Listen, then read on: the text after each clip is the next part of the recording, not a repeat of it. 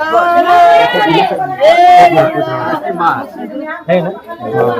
भाई है।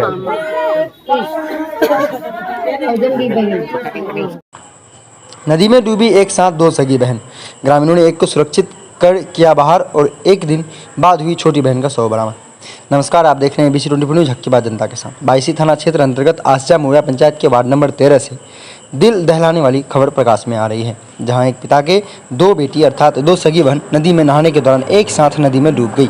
वहीं स्थानीय ग्रामीणों द्वारा बड़ी बहन को बचा लिया गया, परंतु छोटी बहन नदी में तेज धार में डूब गई, जिसकी कई घंटों खोजबीन करने के पश्चात कहीं कुछ पता नहीं चल सका। घटना की जानकारी साझा करते हुए बच्ची की मां ने बताया कि दोनों बच्ची नदी में बिन बताए नहाने गई हुई थी और इसी बीच तेज धार में डूब गई। एक बेटी को घटनास्थल पर उपस्थित स्थानीय लोगों ने किसी तरह से बचा लिया, परंतु दूसरी बेटी तेज धार में डूब गई, जिसका कोई पता नहीं लग पाया। वहीं जानकारी साझा करते हुए पंचायत के सरपंच एवं मुखिया प्रतिनिधि ने बताया कि दिन के 2 बजे की घटना है, जब दोनों बच्ची नदी में डूबी थी। एक को सुरक्षित लोगों ने निकाल लिया, परंतु दूसरे का शव नहीं मिल पाया है। वहीं सूचना मिलने पर स्थानीय ग्रामीणों एवं गोताखोरों ने 2 बजे दिन से लेकर 7 बजे शाम तक बच्चों को खोजने का प्रयास किया, लेकिन उसका कुछ पता नहीं चल पाया। फिर NDRF टीम देर रात पहुंचकर खोज में जुट गई। वहीं NDRF के टीम को देर से पहुंचने के कारण लोगों में काफ़ी आक्रोश देखने को मिला। NDRF की टीम के द्वारा घंटों खोजबीन करने के बाद भी शव नहीं मिला। थक हार का स्थानीय मुखिया प्रतिनिधि मौलाना अजद रजा के द्वारा रात को करीब 11 बजे स्थानीय गोताखोरों के द्वारा जाल बिछाया गया, जहां दूसरे दिन सुबह करीब 5 बजे बच्ची का शव उस जाल में अटका मिला, जिसके मिलते ही परिवार में चीख पुकार मच गई। हालांकि मृतका की मां ने मासूम बच्ची की पोस्टमार्टम करने से साफ इनकार कर दिया।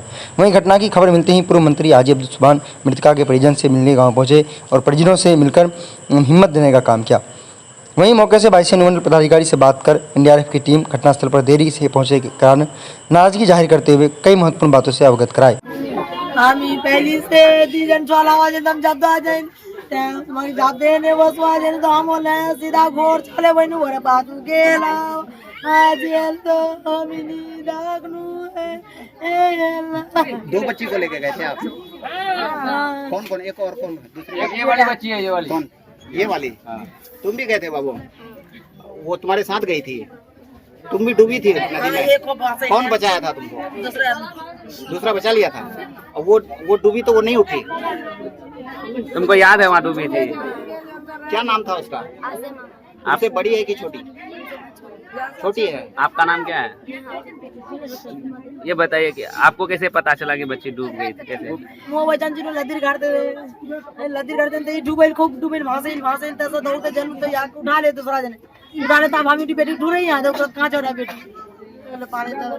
अच्छा, आपको पता है कि बाढ़ आई नदी है, चारों तरफ पानी फैला हुआ है, ऐसी स्थिति में आप बच्चे को लेकर कैसे नदी में गए थे नहाने का?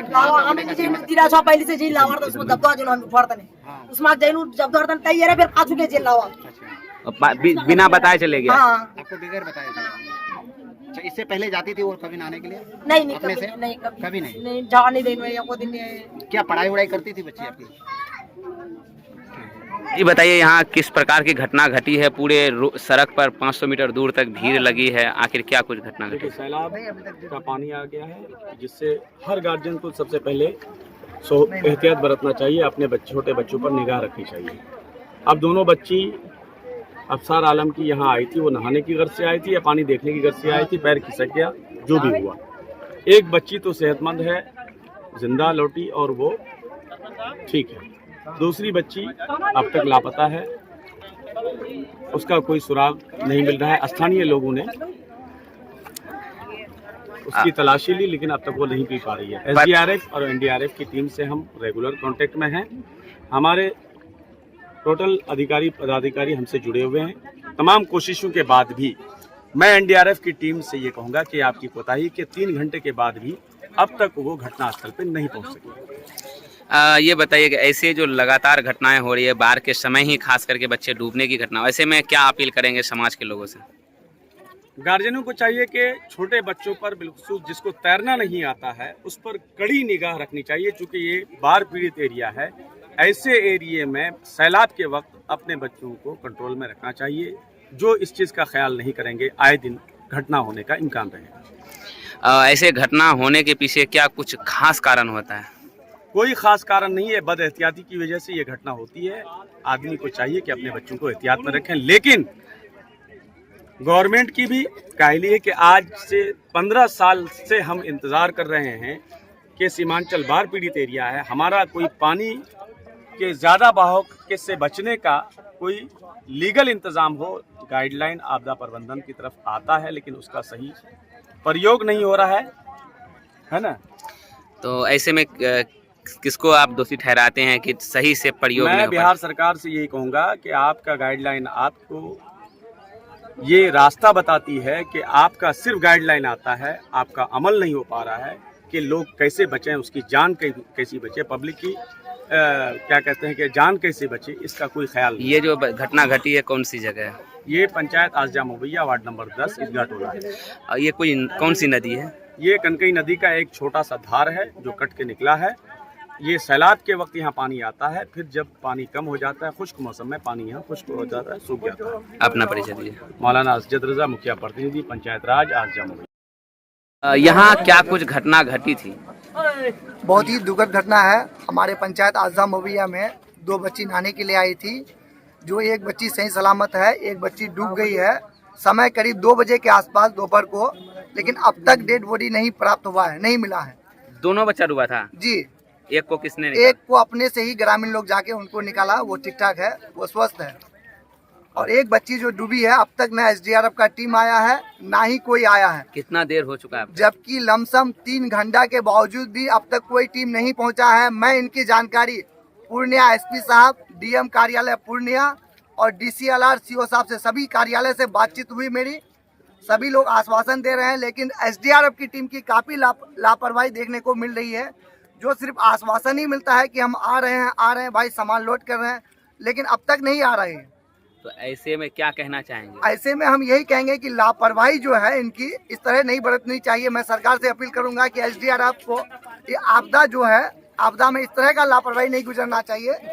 इनको यहाँ से 22 से खास तौर पे एसडीआरएफ और एनडीआरएफ को ज़्यादा से ज़्यादा हो, और नहीं तो इनको हटा दिया जाए। मैं ये चीज़ कहना चाहता हूँ कि खास करके ये सैलाब के मौसम में जो 2 माह होता है, इसके लिए सरकार को चाहिए कि पंचायत स्तर में 2-2 गोताखोर का अपॉइंटमेंट करना चाहिए, ताकि लोगों को सही समय पर अगर कोई डूब जाता है तो सही समय में बचाया जा सके। और ये सैलाब का जो है सीजन है, इसमें बहुत ही सावधानी बरतने की ज़रूरत है। अपने बच्चे को आप संभाल कर रखें, अपने बच्चों का ध्यान रखें और आप सावधान रहें, सतर्क रहें।